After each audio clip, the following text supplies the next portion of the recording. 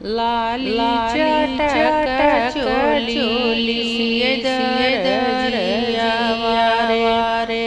जमवासी फैसंदार जी इतनी बचन सुने दुल्हे काने रम दौड़ा दर्जिया हरे जाई सीधे तू दर्जी लाली चटक चोली सीधे जमा फैसंदार जी सीधे तू दर्जी लाला चटक चोली जमवा सीता फैसंदार जी बपवा काने राम लगन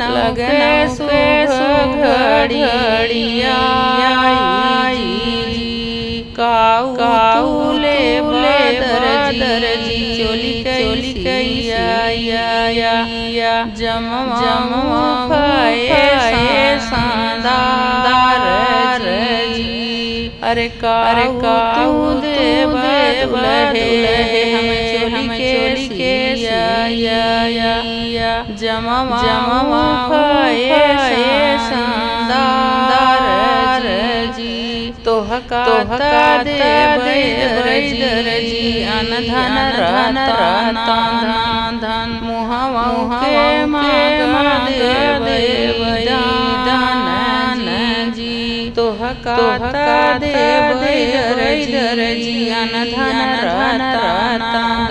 धन मुहवा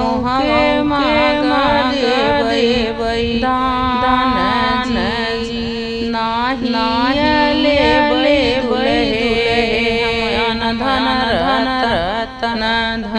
धन नाही ले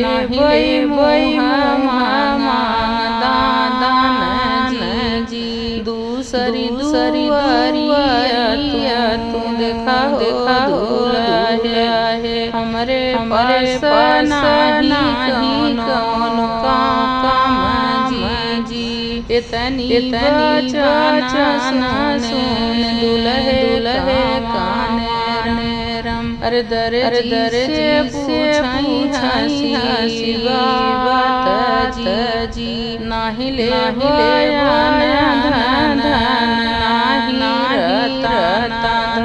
धन नाही ले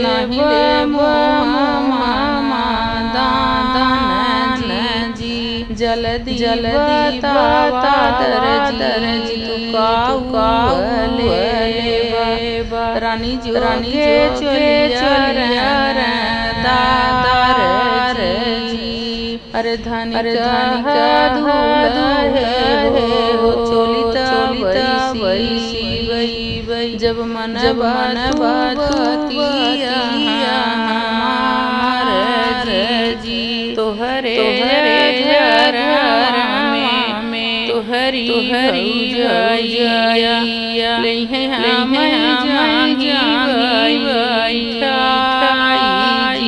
जी जंगिया बैठी हैं गोदिया तब चोलिया फैसंदार जी